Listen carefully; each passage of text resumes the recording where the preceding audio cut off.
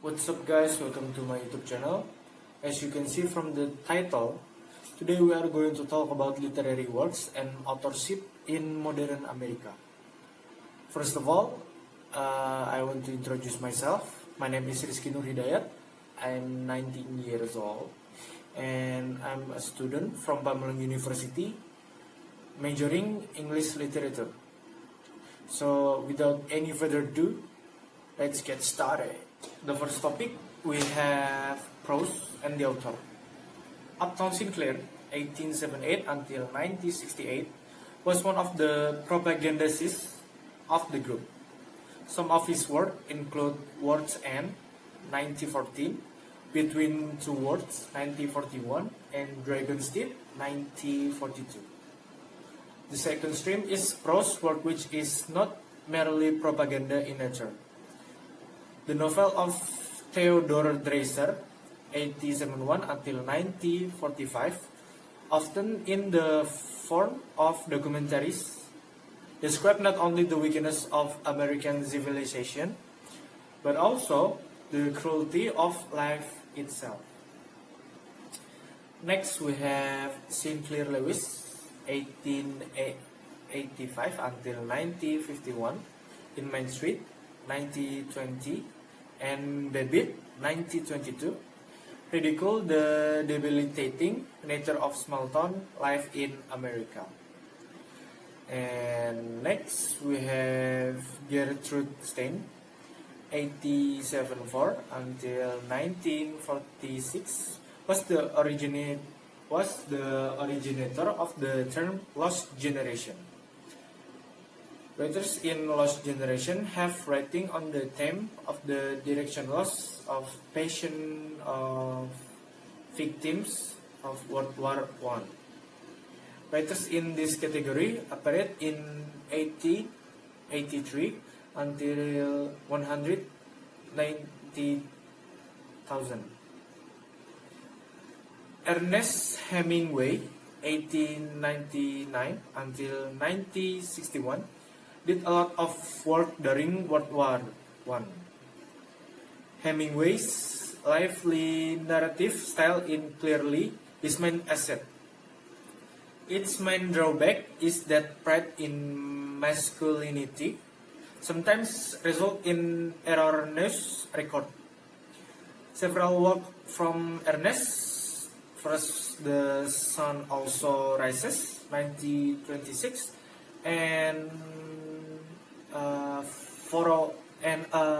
Farewell to Arms, 1926. Yeah, I don't know. The next we have Francis Scott Fitzgerald, 1869 until 1940. In addition to writing a collection of profitable short stories, Fitzgerald directed literature with his great work, The Great Gatsby, in 1925. Next, we have William Faulkner, 1867 until 1962. He was preoccupied with the idea that life is constantly faced with failure and death, and most of his books were arranged in a little corner of the South and was covered with clouds. The collapse of the economy in 1920 and the crisis that followed along with the threat of World War II led to a revival of the social novel. Novel in the 1922s often centered on a single first person, but during the 1913s, there was a tendency for I to change to we in some of the works of novelists. As the literary subject in the individual struggle seems less alluring than the suffering generally experienced by society. The next author we have Thomas Wolfe, in 1900 until 1938, and John Steinbeck 92 until 1968.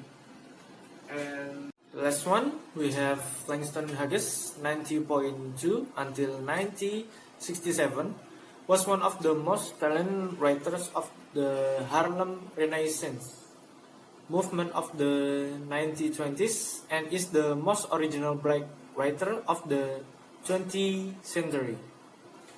The most important stage of his life as a writer were his discovery. We have drama and the author.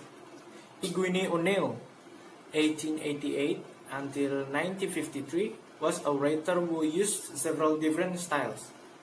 He usually arranged his plays based on the brutal facts, but their dramatic charms always have a second dimension to their spirituality and religion. His first drama material was drawn from his experience as a sailor, and his technique were purely realistic, as in Desire Under the Elms, 1924. In the other dramas, he used expressionist methods such as monologue drama. The Emperor Jones, 1920, or In the Great God, Brown, 1926, where the max in the middle of the face actually represent the ordinary person, the everyday state of the self, and the deepest aspect from the ego. We have Maxwell Anderson, 1888 until 1959, said because drama was nothing more than adaptation to reality, he wanted to try drama first.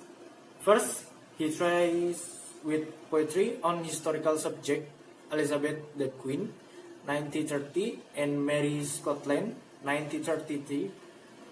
Then returns to the present in Winters, 1935, and in Key Largo, 1939, both of which try to create a grand drama about the background of activity criminal.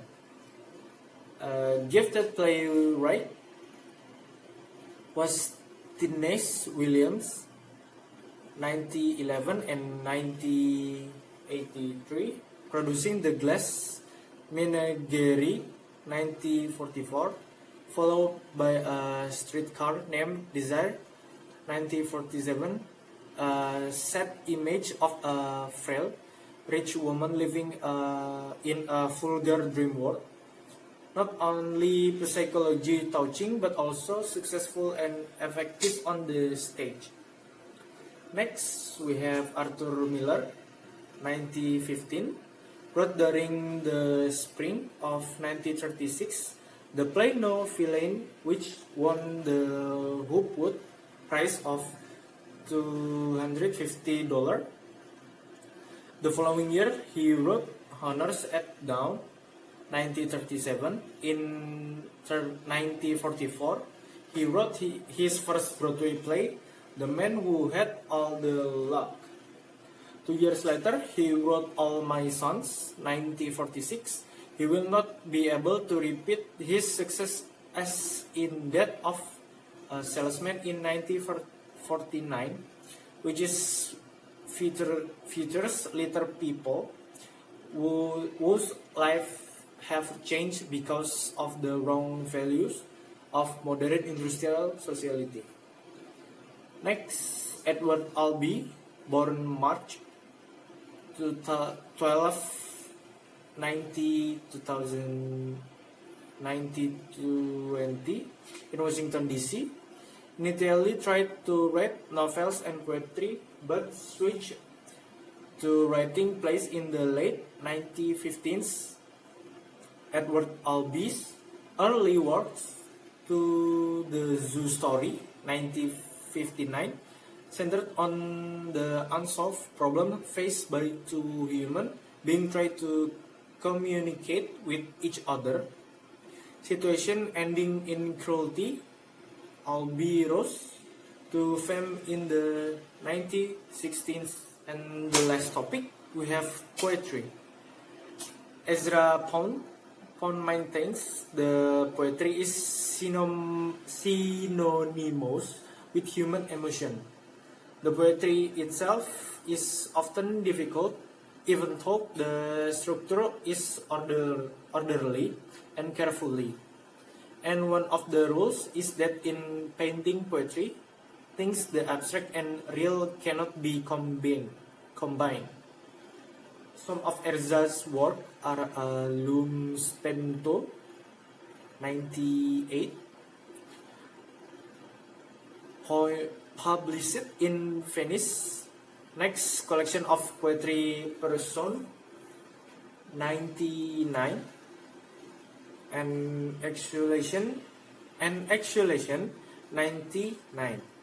Next, we have E. Cummings, 1894 until 1962, dared to play with words, rhythm, and typographic audacious. Some of his work, Tulips and Chimneys, 1920, and Is 5, 1926. And the last author, we have Robert Frost, 1874 until 1963. His popularity was initiated by writing the traditional life of agricultural areas, reminiscing about old ways and raising universal issues such as apple harvesting, stone walls, village roads, and others. Okay, so we are the end of the video. I hope you understand my explanation of literary works and author in the modern America period. That's all from me. Wait for the other project from my YouTube channel. Subscribe and give thumbs up. And see you and goodbye.